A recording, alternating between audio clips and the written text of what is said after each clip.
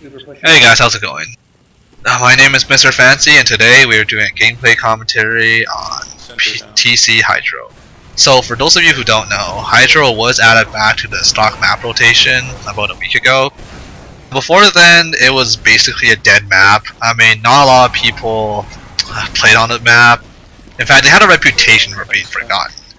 Like, if you just ask someone if they knew what TC Hydro was, chances are they'll say, oh, that's the map that everyone forgot about and no one plays on anymore. So people knew it as the forgotten map, the dead map. And personally, I've never really played on this map before. I know back in 2007, 2008, it was fairly popular, but by the time I started TF2, which was in 2011 during the Uber update, it was already off of everyone's minds. People had already forgotten about it. You know, it was replaced by maps such as Badwater or Gold Rush, and I never really had a chance to play on this map with actual people. I know I played on this map once when I was practicing with bots, but that's about it. So for most of this video, I had no idea where I was going. I was just trying to follow my team, trying to see where all the health packs were, and just trying to explore the map a little bit, get a general feeling of it. Now, as I was playing this map, a lot of things stuck out to me.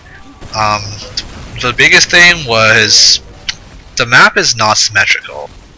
And that confused me a lot because pretty much every type of map in this type of game mode are symmetrical. Now, I know there's not a lot of territorial control maps. In fact, I don't know any other ones except for Hydro.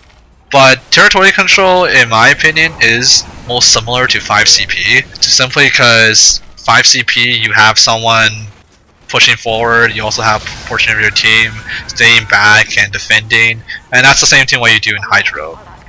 So, when all the 5CP maps are symmetric, and they're symmetric for a good reason, by the way. I expected this one to be symmetric as well, but it's not. In fact, the blue and red control points are quite different, and in my opinion, that's not a good thing because it kind of creates an unfair advantage to one of the teams. In fact, you can sort of see it on this map. I'm not sure if you guys know about what the blue control point looks like, but their control point is on this wide open bridge. It has no roof over it. It's a pretty wide bridge too, so a lot of people could have just rushed it at the same time. Whereas our control point is on that tiny room on the satellite dish. Now, the blue team has been trying to push into here for quite a while now, and they have like a very hard time doing that because every time they go into that little room with a control point in it, they just get spammed out by grenades or by rockets or whatever. And I would say if the teams were switched, if I was on the blue team and the other team was on the red team, this round probably could have been over by now.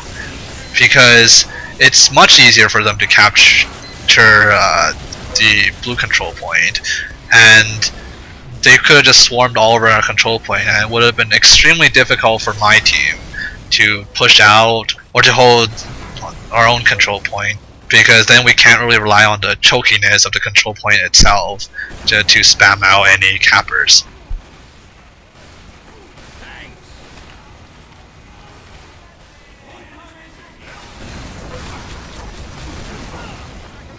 Another thing I noticed was that this map has a lot of choke points. A lot of choke points. I used to think that Gold Rush were bad. Oh, and here I make the mistake of shooting rockets at a pyro. He ends up getting 2 rockets reflected back at me. Well, luckily I don't die here, so I just continue to spam rockets through this hallway for the next while. So yeah, as I was saying, the amount of choke points on this map is ludicrous.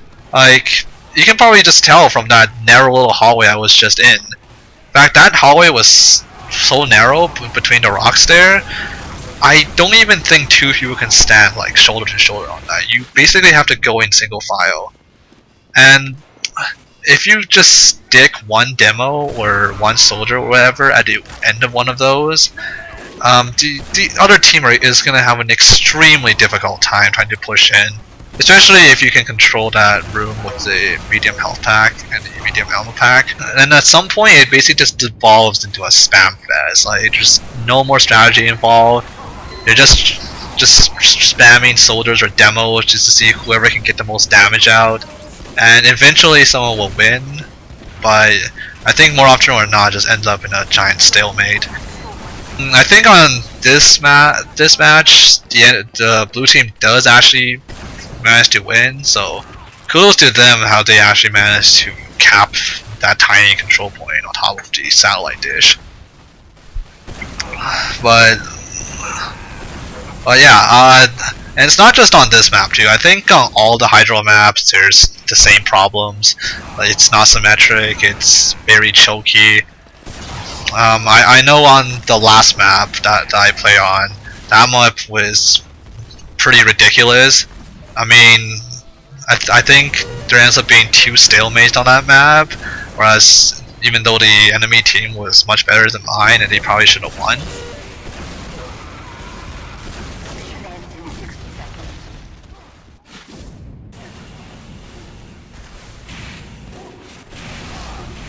Here I see a pyro capping a point, trying to get him off. But I try to chase him, but he ends up reflecting everything. And this is where they win, so they actually managed to capture the point. And I think I played one more round of server before switching. Yeah, I played one more round of server. Now this map I think is the first stage of Hydro. I'm honestly not sure. Oh, here I tried to jump over this little wall, but you can't. Even like it seems like you clearly can, but you can't. There's an invisible wall there. And here I just go with my team on the side door. We push in, and I actually thought we were gonna win this really fast. I don't see a lot of resistance. Now I end up taking this demo down pretty easily, but then I noticed that the enemy team had already pushed up the R control point. So I was gonna say, oh, go back, but it was too late at that point. Probably should have paid more attention. Now the next few rounds on that server were just steamrolls basically by the enemy team, and I didn't really want to show you guys that because I couldn't really take a look around on the map when they just win in like 10 seconds. So I did switch servers, and we're at a different stage now. Actually, I don't even know if this is a different stage from any of the previous stages we played on, but I've never seen it before, so it's different enough. Here I come up here, I try to get this demo, but he does knock me into a sentry gun, and I get taken down by that. This last point is another one of those extremely hard to cap places.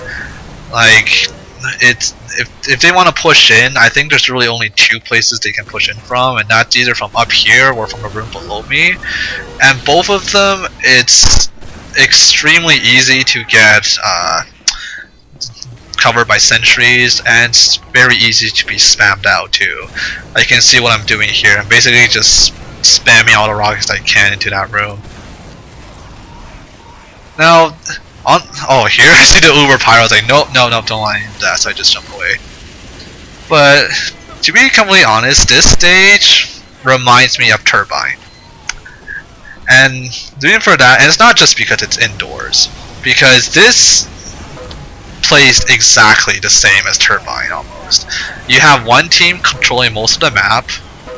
It's like on Turbine, usually you have one team controlling the middle, but they can't push into your last because their last is just so congested and so easily defended, and that even if they have like a couple Ubers coming at the same time, they won't be able to take out everything. It's also a very large room on this last point, so we could really just stick sentries or anything anywhere, and yeah, and it just ends up being a stalemate.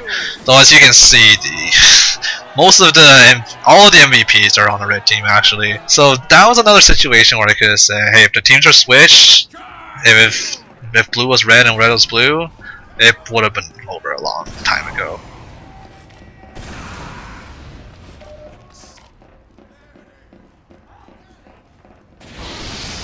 get a pretty lucky random crit on the Pyro. And those vents are what I would call turbine vents on crack, because they connect everywhere. The route I took connected directly to the enemy base.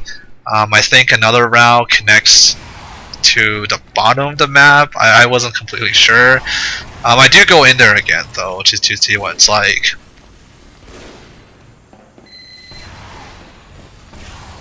But here first, I try and go down here, take out that demo. I do equip the airstrike because I noticed that our last point, the building on last point has an extremely high ceiling, and I figured, oh, that's perfect for rocket jumping. And also the platforms that the enemy team has to come in through are very narrow, so there's not a lot of room for them to run from the airstrike.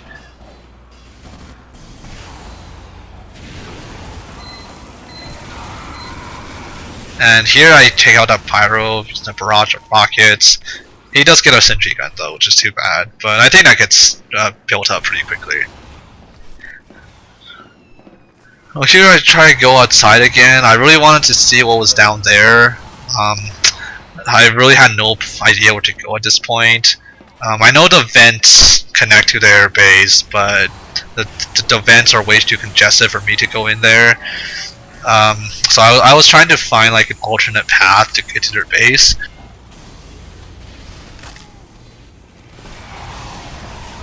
Here I try to get this Pyro, but he managed to get away. I follow him into the vents, and I just drop down here. It's like, oh, I don't know what's down here, but I just want to see what's down here. But I end up landing in the middle of their entire team. I probably should have checked before I dropped down, but whatever.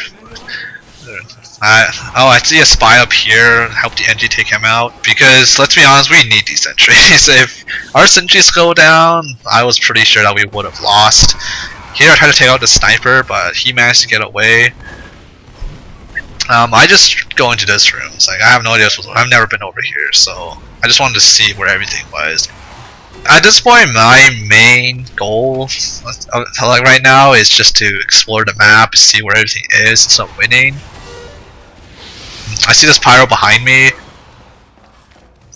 I see a scout there too. I'm just trying to lob as many rockets as I can. Take out the demo there. And I think I die here. Yeah, I do.